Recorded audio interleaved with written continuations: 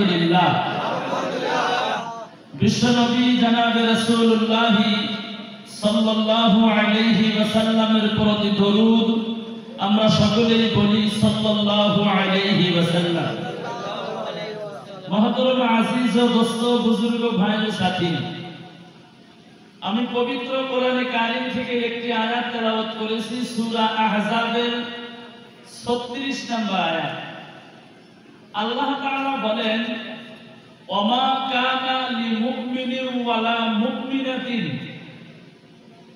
আল্লাহ বলেন, প্রকৃত মুমিন পুরুষ নাইবা মুমিনা নারী ইদা কাদাল্লাহু ওয়া রাসূলুহু আমরান, আল্লাহ এবং আল্লাহর রাসূলের পক্ষ হইতে যদি কোনো রায় আসে, আমরান মানে বিষয়, যদি আসে, সংক্ষিপ্ত বলি, কোন মুমিন পুরুষ নেই বা মুমিনা নারী আল্লাহ আল্লাহর রাসূলের পক্ষ হইতে রায়টা আসার পর ওই রায়ের প্রতি ভিন্ন মত পোষণ করতে পারে না। যদি করে তাহলে তারা পথভ্রষ্ট হয়ে যাইব, তারা গোমরাহ হয়ে যাইব। নাউজুবিল্লাহ।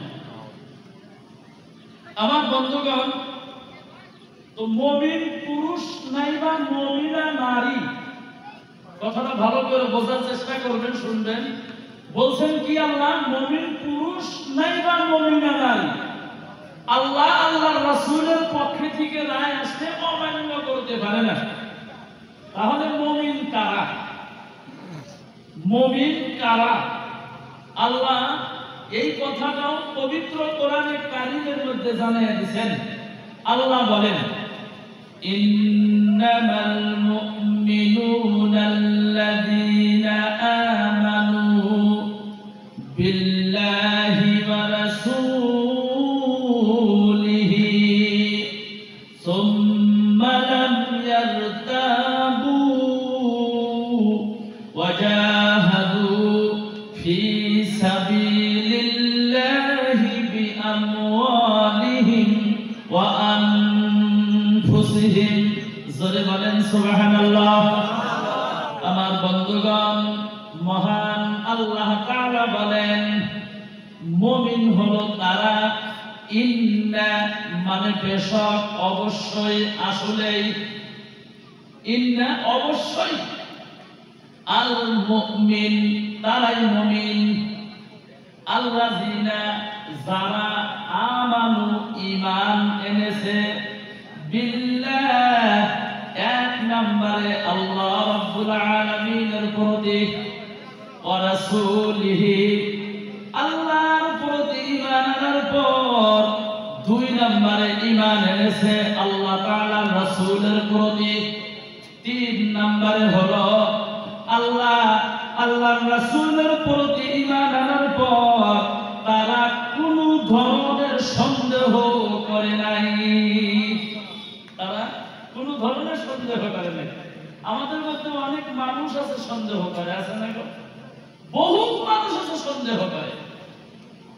চার নম্বরে নিজের জান মাল সময় নিয়ে আল্লাহর রাস্তায় অতিবাহিত হওয়া, আল্লাহর রাস্তার জন্য বাহির হয়ে যাওয়া, আল্লাহর দ্বীন প্রচারের জন্য বাহির হয়ে যাওয়া। এই চারটা গুণ যাদের ভিতরে আছে আল্লাহ তাআলা জানিয়ে দিলেন, তারাই হইল প্রকৃত মুমিন পুরুষ নাইবা প্রকৃত মুমিনা নারী। একটু জোরে বলেন সুবহানাল্লাহ। আমার বন্ধুগণ, এবার আসেন এক নাম্বার, আল্লাহর প্রতি ঈমান আনার পর, দ্বিতীয় রাসূলের প্রতি ঈমান আনার পর ওই মানুষটা কোনোদিন যে কোনো কাজের জন্য, দ্বীনের দাওয়াতের দিকে, আল্লাহর ঘরের দিকে, ঈদগাহের দিকে, যে কোনো লাইনে আপনি যান না কেন, কোনোদিন পিছিয়ে থাকতে পারে না। কোনোদিনও পিছিয়ে থাকতে পারে না। সব সময় দেখবেন আগে থাকবো, 24টা ঘন্টা দেখবেন আগে থাকবো, কোনোদিন পাশে করবো না তিনি। আমার বন্ধুগণ, তো ঈমান, মুমিন, ঈমান বহুত দামি বস্তু, ঈমানটা বহুত দামি জিনিস। হযরত খাত্তাব রাদিয়াল্লাহু তাআলা আনহু ছেলেকে বলা হয়েছিল, তুমি ঘোষণা দিয়ে দাও জান্নাতে ওই ব্যক্তি যাবে যেই ব্যক্তির ঈমান আছে। জান্নাতে কোন ব্যক্তি যাইব? যেই ব্যক্তির ঈমান আছে ওই ব্যক্তি জান্নাতে যাইব। আর আপনি যদি এক যারা পরিমাণ ঈমান নিয়ে যদি কবরে যাইতে পারেন, আল্লাহ তাআলা আপনাকে জান্নাতে দিয়ে দিবেন। এক যারা পরিমাণ ঈমান নিয়ে যদি আপনি কবরে যাইতে পারেন, আল্লাহ তাআলা তাহলে আপনাকে জান্নাতে দিয়ে দিবেন। আমার বন্ধুগণ, ঈমানের পরিচয় ঈদের দিনও বোঝা যায়। আজকাল ঈদের দিন বহুত বড় একটা কথা। আপনাদের এখানে এই সিস্টেম আছে না আমি জানি না, হয়তো যদি কোনোদিন জিজ্ঞাসি মনে নাই। ফজরের নামাজের পর মানুষে দেখবেন দলে দলে দেখবেন কবরস্থানে যায় কবর জিয়ারত করার জন্য। আপনাদের এখানে এটা আছে না জানি না, আছে, দলে যায়। ভাই কবর জিয়ারত করাটা খালি কি এই ঈদের দিনের জন্যই জরুরি, না সারা বছরের দিকে করা লাগে? তাহলে আপনি ঈদের দিন কেন এত জরুরি মনে করেছেন?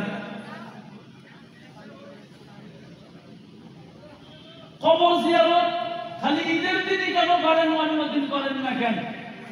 এমনটা কি যে ঈদের দিন করলে আপনার আত্মীয় ওয়ারিসকে আল্লাহ জান্নাতে দিয়ে দিব, বাকি দিন করলে আল্লাহ দিব না? তাহলে খালি ঈদের দিন কেন করেন? আর বাকি দিনগুলোও তো আপনি করতে পারেন, ওই বাকি দিনগুলা কেন করেন না? কি কারণে করেন না? কিয়ামতের দিন যদি আল্লাহ তাআলা প্রশ্ন করেন যে তুমি জবাব দাও, তারপরে জান্নাতে যাও, আমি আপনি কিন্তু জবাববিহীন হয়ে যাইব। আমার আপনার জবানে কোনো জবাব থাকবে না, আমি আপনি জবাব দিতেও পারবো না। আমার বন্ধুগণ, আজকে ঈদের দিন আপনি ঈমানের পরীক্ষা করেন। অনেক মানুষ আছে জামাত আরম্ভ হবো তো তারপরে যায় খালি লাহে গেলে নিয়াত বাঁধেন। অনেক মানুষ আছে এখনো তো বক্তব্যই দিতেছে। অনেক মানুষ আছে রাস্তাঘাটে এমনিই ঘোরাফেরা করতেছে। কিন্তু হালাকে আল্লাহ রাসূল সাল্লাল্লাহু আলাইহি ওয়াসাল্লাম বলেছেন, কোন একজন ব্যক্তি যদি ঈদগাহের ময়দানে যায় আর তাকবীর পড়তে যদি যায়, আল্লাহু আকবার লা ইলাহা ইল্লাল্লাহু আল্লাহু আকবার ওয়ালিল্লাহিল হামদ, এই তাকবীর পড়তে যদি যায়, আল্লাহর রাসূল সাল্লাল্লাহু আলাইহি ওয়াসাল্লাম বলেছেন, রাস্তার দুই সাইডে আল্লাহ তাআলার রহমতের ফেরেশতারা দাঁড়ায়া থাকে। আর এই রহমতের ফেরেশতারা একজন আরেকজনের কানে কানে আনাগানা করে, একজন আরেকজনকে বলে, আরেকজন আরেকজনকে বলে। আল্লাহ তাআলা জানেন, তারপরেও আল্লাহ প্রশ্ন করেন যে ফেরেশতা তোমরা এত আনিগানি কেন করতেছো?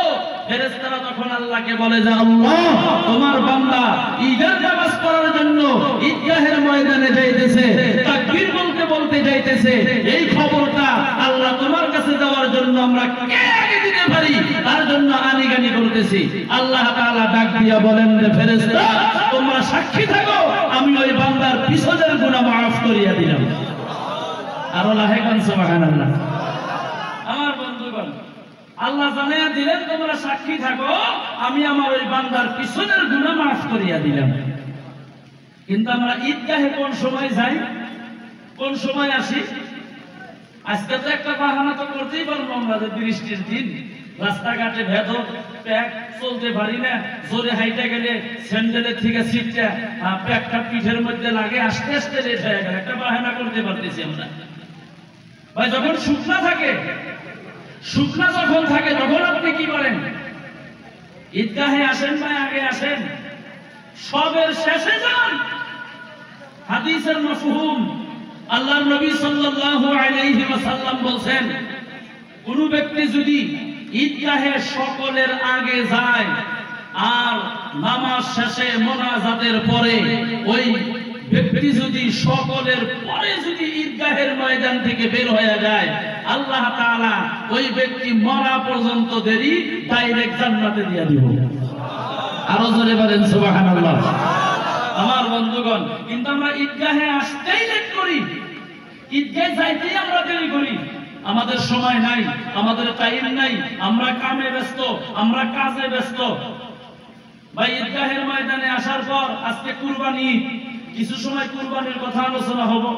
কুরবানি কিভাবে করবেন, কুরবানির জন্তু কিনলেন, কি জন্তু কেনা যাব, কত বয়সের জন্তু কেনা যাব, কত দিনের জন্তু কুরবানি দেওয়া যাব, ছাগল হইলে কত বছর, গরু হইলে কত বছর, উট হইলে কত বছর, হ্যাঁ মহিষ হইলে কত বছর, এটা আমাদের জানা দরকার আর জানা থাকা লাগবে।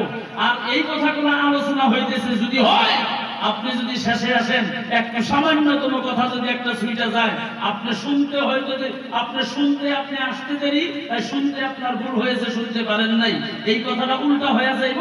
আপনি আরেক জায়গায় যা বলবেন ঈদগাহে গিয়েছিলাম, ইমাম সাহেব তো এই দিকে বলছে, আরেকজনে বলবো না আমি ফার্স্টের থেকে শেষ পর্যন্ত ছিলাম, ইমাম সাহেব তো এই দিকে বলছে, তুমি বলো কি?